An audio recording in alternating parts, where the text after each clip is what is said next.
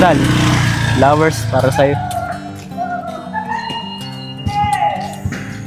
Wow naman, saan to galing?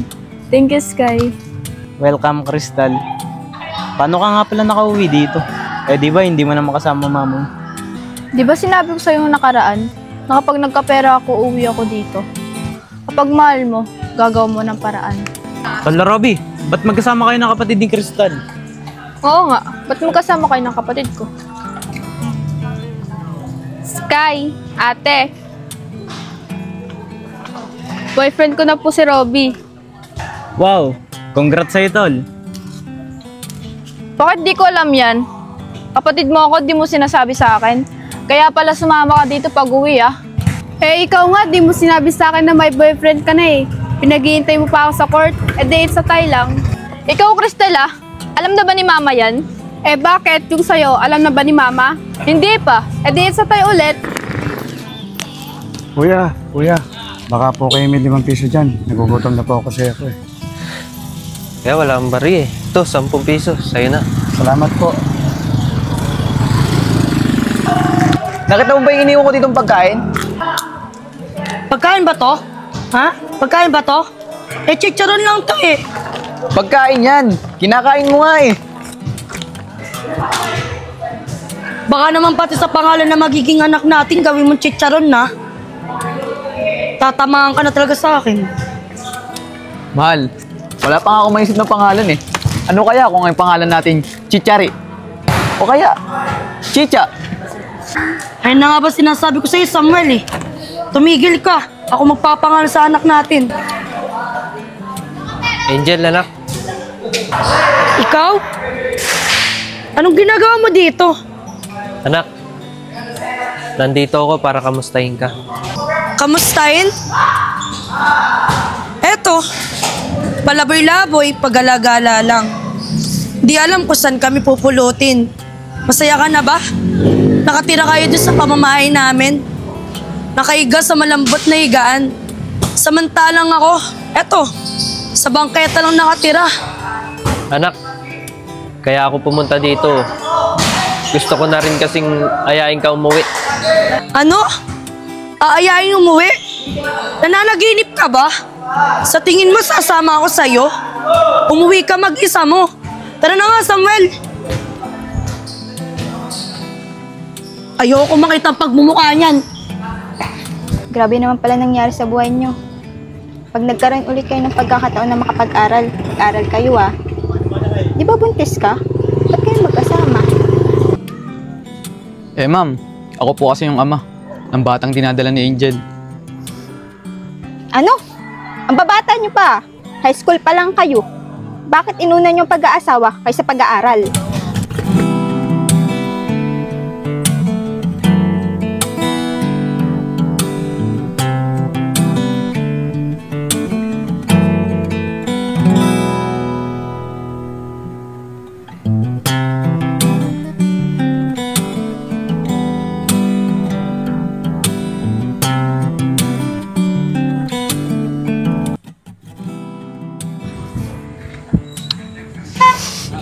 Mahal Angel oh, may tindahan. Ba, gusto mo ng chicharon? Naku, Samuel, tigilan mo ako.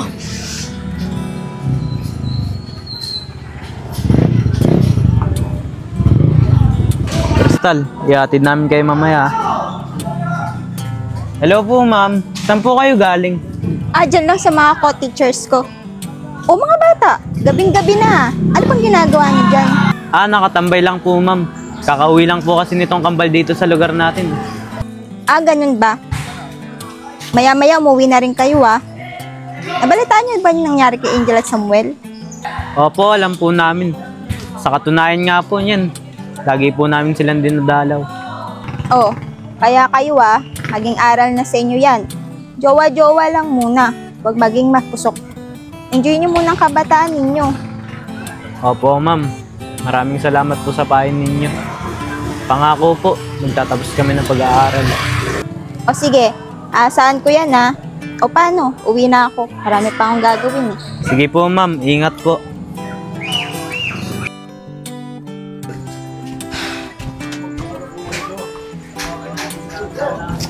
Ba ba yan? Wala namang mga tao dito sa bahay.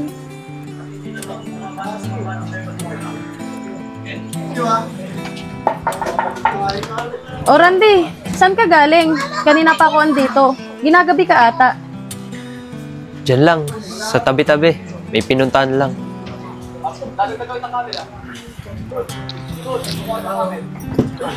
Saan yan tabi-tabi na yan? Baka mamaya may pinopormahan ka ng babae dito, ha? Aanuhin ko naman yung mga babae na yan. Alam mo namang ikaw lang ang mahal na mahal ko. Ano ba yan? Ipaganyan-ganyan ka pa. Ako, inis ko. Saan ka ba talaga galing? Angge, pinuntahan ko si Angel. Alam mo ba, nahirapan ako sa lagay ng anak natin. Palaboy-laboy na siya ngayon. Bakit mo naman pinuntahan yung bata na yon? Di ba sabi ko sa'yo, hayaan mo na siya? Yun yung pinili niyang buhay Angge, di ka ba naaawa sa anak natin? Buntis si Angel. Dinadala niya yung apo natin. Bakit di ka nalang maging masaya? Nasasabi mo yan, Randy, kasi hindi ikaw ang kasama ni Angel habang lumalaki siya. Ako, Randy, ako ang kasama niya, hindi ikaw. Kaya hindi mo alam kung gaano kalalim ang sakit dito. Alam ko, Angge, na mahirap para sa ito. Pero hindi ka ba naawa sa anak natin? Lalong-lalo na sa magiging apo natin. Randy, hindi ako nagkulang ng paalala sa kanya. Halos araw-araw kong sinasabi sa kanya na kung anong pwedeng mangyari kapag nagtigil siya pag-aaral at nag-asawa ng maaga. Bahala ka nga, Angge. Sarado yung utak mo sa mga sinasabi ko.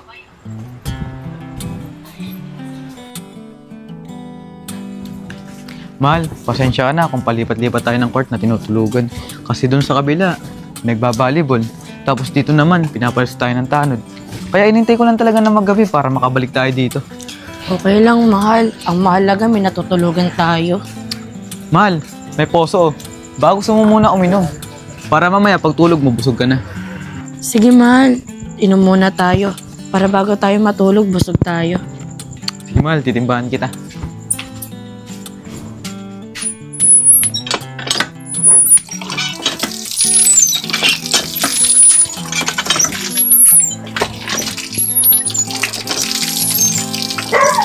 Mahal, ako din timba mo. Para mamaya pagtulog natin, busog na rin ako.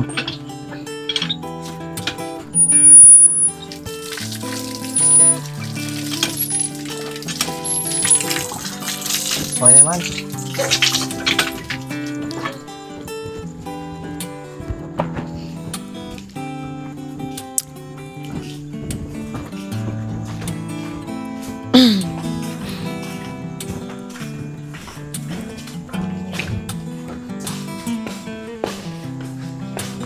Mahal, wait lang ah. Maglalatag muna ako dito.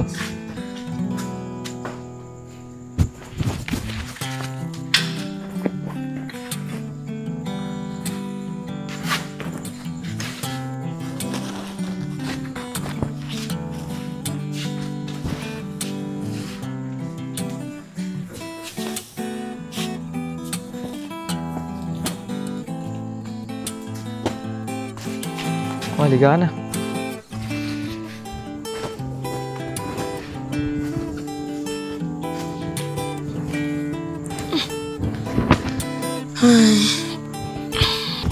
Mahal, pag inaantok ka na, matulog ka na.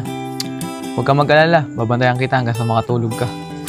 Pero pag alam ko nang tulog ka na, matutulog na rin ako. Kasi para makapangalakal ako ng maaga bukas. Okay, mahal. Salamat, ha.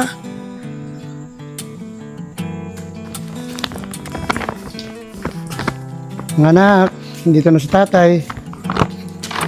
Anak, Samuel, sensya ka na ha. Ngayon lang ako nakadating. Kasi nagtakas si tatay. Galing ako sa kabilang court. Wala kayo. Nga pala, nagdala akong pasalubong para sa inyo. Ano naman po yan, Tay? Sakto, nagugutom po kami ni Angel. Ito, chicharon. Tigisa kayo na Angel.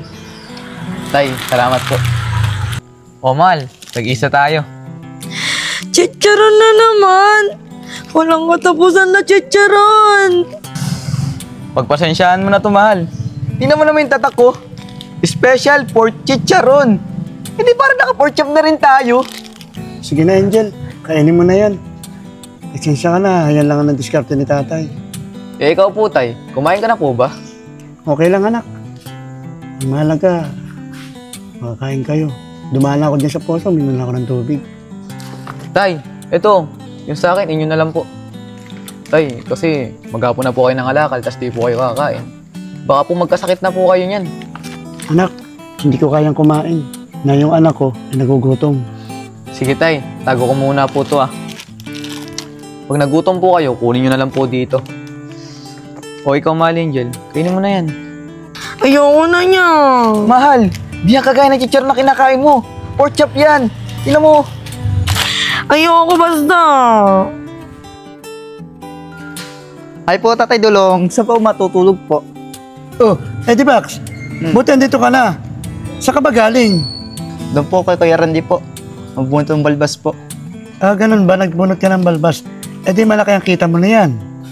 Kuya Dulong, nag-igib po ako. Bigay sa akin 150 po. Aba, paldo ka ngayon ah. Maglibre ka naman. Wala ka lang pera. Umuwi ka na. Loko ka talaga, Eddie Bax. Alam mo, wala kaming bahay eh. Dito kami nakatira. Talaga ka, puro kalokohan. Walang pala, wala palang bahay pala kayo. Mga pala, kunin mo yung panlatag mo doon sa likod ni Sambel. Tapos matulog ka na.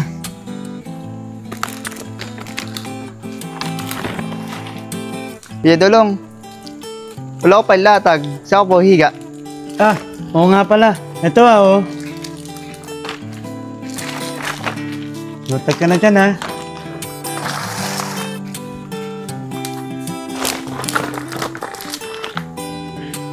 Samuel, ayun pa ng crush ko. Ayun, no? Asan doon 80 bucks? Ayun, no?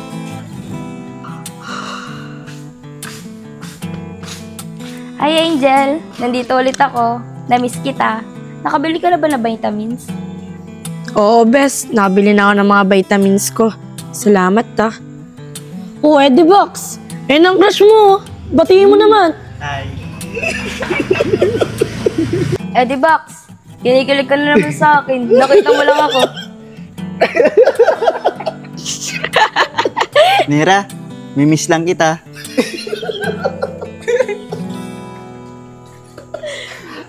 Hay nako Eddie Box, tama na nga yan. Masyado ka na kinikilig sa akin. Bes, nga pala, kaya nga pala ako nagpunta dito kasi gusto lang kita kamustahin. Salamat, bes, ha. Sa lahat ng mga naging kaibigan ko. Ikaw lang yung pumapasyal sa akin. Bes, gusto ko lang kasing siguraduhin na safe ka.